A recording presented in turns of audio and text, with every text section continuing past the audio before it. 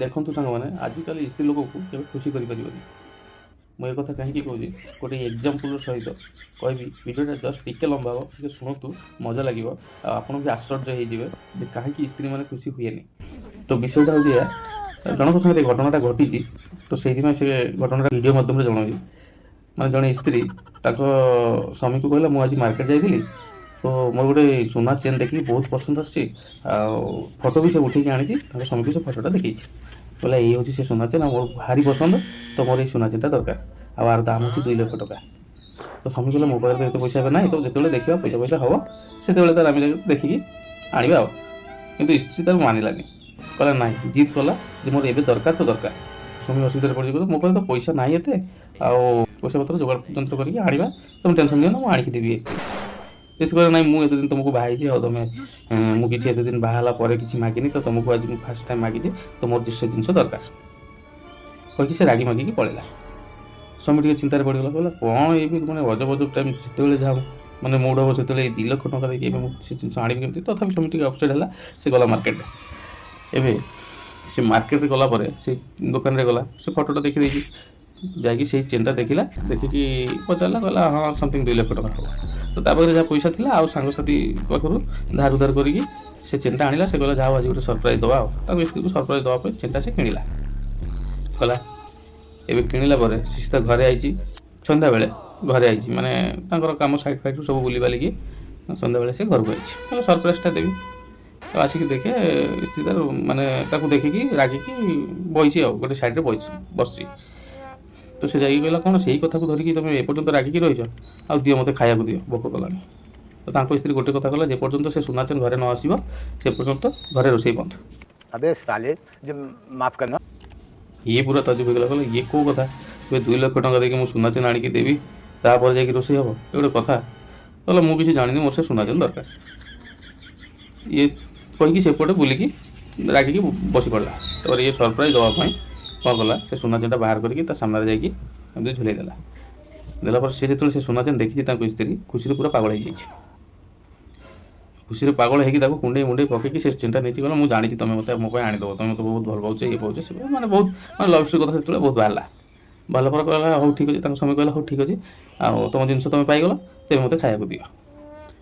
ସେତେବେଳେ ତାଙ୍କ ସ୍ତ୍ରୀ କହୁଛି, ଦେଖ ଏତେ ଖୁସି ମହଲରେ ମୁଁ ତ ରୋଷେଇ କରିନି, अरे कहना क्या चाहते हो? ତୁମେ ବାହାରୁ ମଗେଇ ଦିଅ, ଆଜି ଆମେ ବାହାର ଖାଇବା। ତ ସ୍ୱାମୀ କହିଲା, ଶଳା ସିଆଡ଼େ ଗଲା 2 ଲକ୍ଷ, ଇଆଡ଼େ ବି ଆହୁରି ଯିବ। ତ ଠିକ୍ ଅଛି, ଆଉ କିଛି ମାନେ ଝାମଲା ନ ବଢ଼େଇକି ସେ ତାର ଅର୍ଡ଼ର କରିଦେଲା। ଘରେ ଆସିଲା, 2 ଜଣ ଖୁସି ବାସିରେ ଆରାମସେ ଖାଇଲା। ଖାଇଲା ପରେ ସେମାନେ ଆରାମସେ ଶୋଇପଡ଼ିଲା। रुको जरा, सबर करो।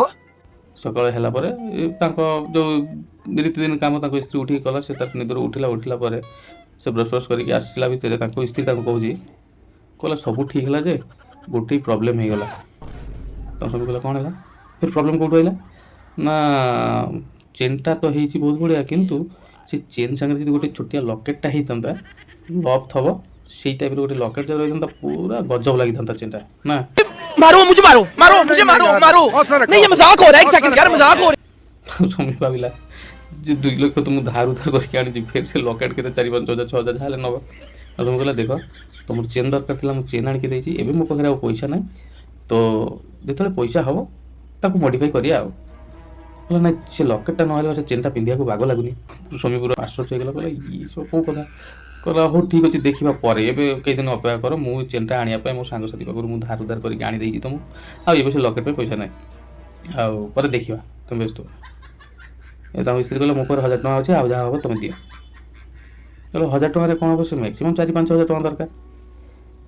ତ କହିଲା, ମୁଁ ଜାଣିନି, ମୁଁ ଟଙ୍କା 1000 ଦେଉଛି, ତୁମେ ଆଉ ଇଏ କରିକି ଗୋଟେ ଲକେଟ୍ଟା ଆଣିଦିଅ, ଲଭ୍ ଥବା ଦରକାର, ଛୋଟିଆ ଲକେଟ୍ଟା ତା ସାଙ୍ଗରେ ଲାଗିବ।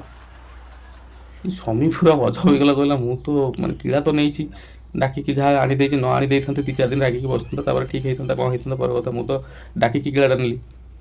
ସେପରେ କହିଲା, ହଉ ଠିକ୍ ଅଛି, ଏବେ ମୋ ପାଖରେ ପଇସା ନାହିଁ, ମୁଁ ପାଇବି କେଉଁଠି ପଇସା। ନା, ମୋ ସ୍ତ୍ରୀ କହିଲା, ମୋ ପାଖରେ 1000 ଟଙ୍କା ଅଛି, ତୁମେ ଲକେଟ୍ଟା ଆଣିକି ଦିଅ, ନହେଲେ ବାସ୍ ରୋଷେଇ ବନ୍ଦ ଆଜିଠୁ।